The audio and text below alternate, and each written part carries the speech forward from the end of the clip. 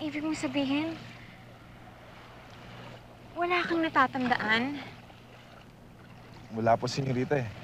Basta po ang naalala ko lang, pagising ko kanina umaga, kahit na yung balbas ko, tsaka bigote ko, tsaka iba na yung damit ko.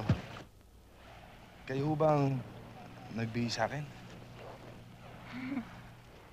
Oo, bakit? Ang ibig niyo sabihin, nakita niyo? Uy!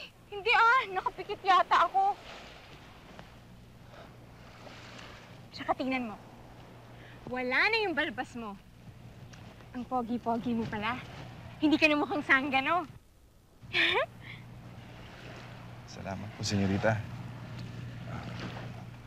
Sige po, babalik na lang po ako sa pwesto ko. Salamat po ulit.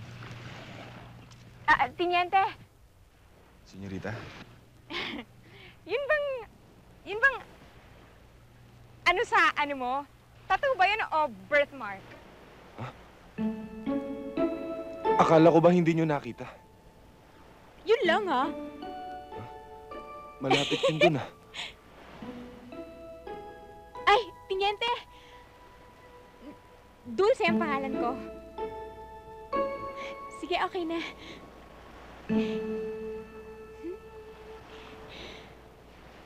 O sige, palitan mo na si Atoy. Baka inaantok na yan. Yes, sir.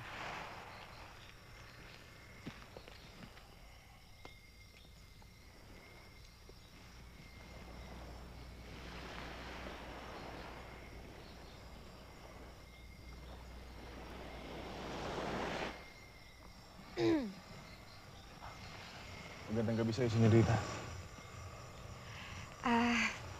Tiniente, para sa inyo. Salamat to, senyorita. Pero hindi na ako umiinom eh. Simula nung nangyari nung isang gabi, sinumpa ako na ang alak. Anong gagawin mo dyan sa alak kung hindi mo iinumin? Gagawin ko na lang souvenir. Lalo't galing sa inyo. Ang ibig mo sabihin, umiinom ka lang kapag may problema ka?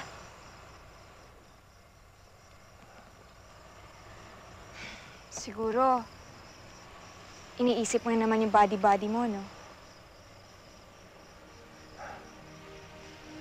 Hindi niyo maalis sa akin yung senyorita. Mahal ko yun eh. Alam mo, Tiniente, sa buhay ng tao, kailangan maging practical ka. Malay natin, sa pagtulog lang natin hindi na natin makita yung pagsikat ng araw. Kaya kailangan, kung ano man ang bigay sa atin ng Panginoon, tanggapin natin. Tanggap ko na naman, senyorita eh.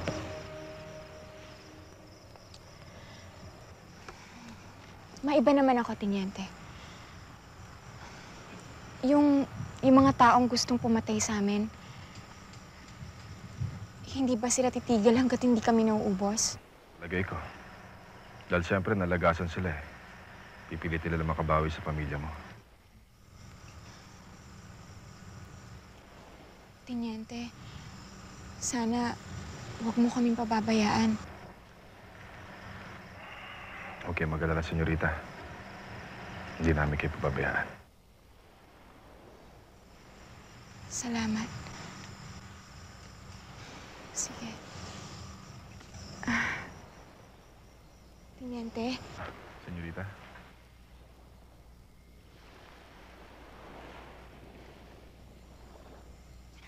di bali na lang.